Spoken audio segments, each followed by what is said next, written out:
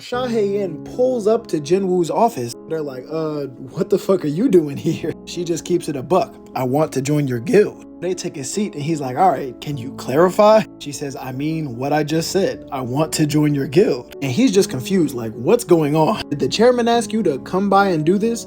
Huh? Why would he? Or did you get kicked out of the other guild? And she says, nah. Well then, what is it? Why would you want to join our solo play guild? She's like, wait, that's really the name? Solo play? He's like, wait a minute, what about my ideas? But since he didn't say anything, he just thought he agreed. Jinwoo says he'll just put it off for later because his judgment is being clouded by this situation. He can tell that she's trying to act calm, but she can't fool him. Something's up. For what reason would she want to join us? It hasn't even been 2 years since your awakening, so aren't you still under contract with the other guild? She's like, I got the money to pay the penalty if I breach the contract. Well, alright bro, she's willing to pay a penalty to join us? We don't even got the resources to compensate a hunter of your caliber. But she's like, I don't really care, that shit don't matter. Jinwoo's like, bro, there's nothing for you to gain here. She's trying to figure out how to even explain it because literally all started out with his scent. She was drawn in by the way he smelled. Then she started looking up more about him out of curiosity and seeing all these people say negative things about him online. And the whole time she's seen firsthand that he's not a bad person. Even when she tells herself not to worry about it or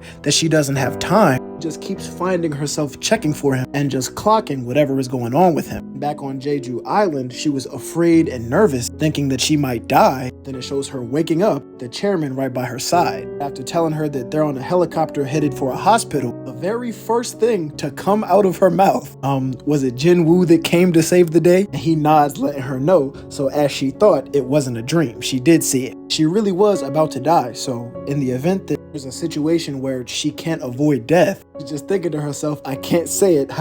How do I tell him? Because all she's thinking is she wants him by her side till the very end. She's not saying anything, she's just turning red like a fucking tomato. I'm not gonna lie, bro, there's no way you're this fucking dense. You literally have all the intelligence, there's no way you don't know what's going on. He's like, what is she planning? Is there something she can't tell me? Why can't she answer me? Seeing her blush, I can tell she's hiding something. I don't know what it is, but she might have planned this long ago. So he asks her, are you not gonna answer me? She just responds saying comfortably, I want to live comfortably. Am I not allowed to? He's like, nah, that's not it. But then Jinho interrupts saying that somebody must have pushed her to do this. She's only 22, 23 years old, and the burden of being an S-rank, hunter must be heavy. I mean, she was in rough shape after the island raid. He's thinking I empathize with her situation, but he tells her that there's actually an interest test for their guild. She's confused because there wasn't nothing like that on the flyer. Now he tells Jinho to go bring some drinks and snacks. She's like, all right, what kind of test is it? He's like, all right, why is she so driven? Is this pride or something? But the test is to beat one of his summonings. She's like, oh, you really think that lowly of me? Then come on, which summon is it? He says, just for you, I'll pick the strongest. And she says, good, let's do it.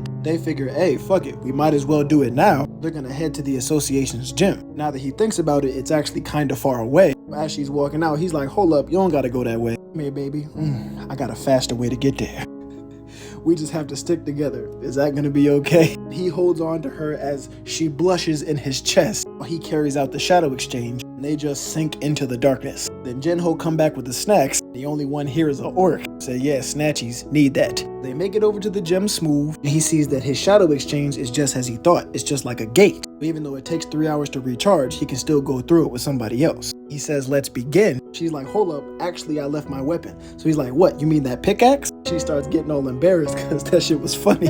He's like, nah, I'm just fucking with you. They have other weapons she can use in storage. They aren't the best, but they're good for sparring. She grabs a sword and says, I'm ready. This is plus 20 aura for this pose right here, I'm not gonna lie. But he's like, that's not your sword show. Are you sure you're gonna be all right? But she says it doesn't matter what I use because it's not like the monsters are gonna fight us on our terms. He's like, yeah, she's right. But if I had to guess, a normal shadow soldier would definitely get torn apart in a second. He summons Egress and says, this is the best swordsman amongst my soldiers. Now, how do we decide the match? But they're gonna fight until she destroys it or she gives up. Now, he told her she would fight the strongest, but he feels like summoning Beru would be kind of traumatic. So let's get started. And she locks in rather quickly. He says, hold up, turn around for a second. He can give Egress his special sword, and now they can begin. He start walking down looking cold as shit with the Demon King's blade, and Jinwoo says begin. So he swings this shit, like before, it shoots out a whole wave of fucking lightning. It's dragging across the ground after her. She's able to weave it pretty smooth, is able to clash with it. The chairman in his office like, hold up,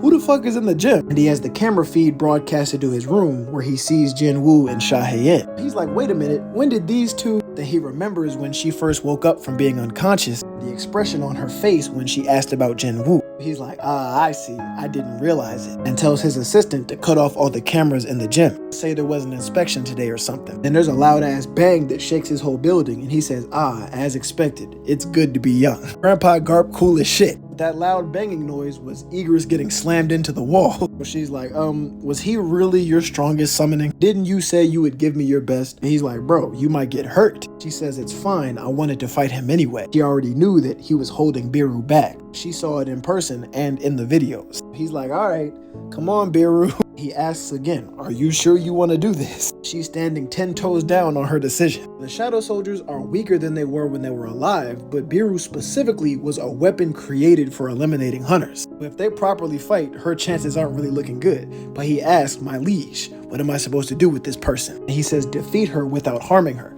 Yes, my liege. He doesn't waste any time just flexing the shit out of his aura, knocking out all the lights and just doing damage. And, somebody gotta pay for that shit. She's like, damn, he fought against this shit? He's like locking and loading and getting his claws ready. Jinwoo like, put them shits away. I won't let you go if she gets hurt. He's like, all right, my bad. Now she sees this as an opening and a chance to attack. That shit closed mighty quickly because he's right behind her. It's the same thing he did before in the tunnels when he shattered her arm. She swings saying, you think I'm gonna fall for the same shit twice? He just catches the blade and looks at her. The whole time he's just thinking to himself like, I only have one command, defeat her without hurting her. So I gotta destroy her will by demonstrating an overwhelming difference in power. It's a simple task. She's doing that Gatling gun shit with her arm trying to stab him, but he's just weaving that shit. She tries to swing from different angles, but again, he got UI, like just look at him. Like she even swings to the side and he just hits the matrix. Alright, this is ridiculous. He's dodging all of my attacks without even moving his feet. And Beru just looks her in the eyes before just letting out a roar in her face. Literally just that sent her skidding backwards. He's like, well, it looks like the winner has been decided. Are you satisfied? But she says, nah, not yet. I can keep going. Well, he's just confused, like, why is she being so reckless? She can definitely tell he's stronger than her. He's starting to get worried because Beru is different from the other shadows. Like, even with his intellect,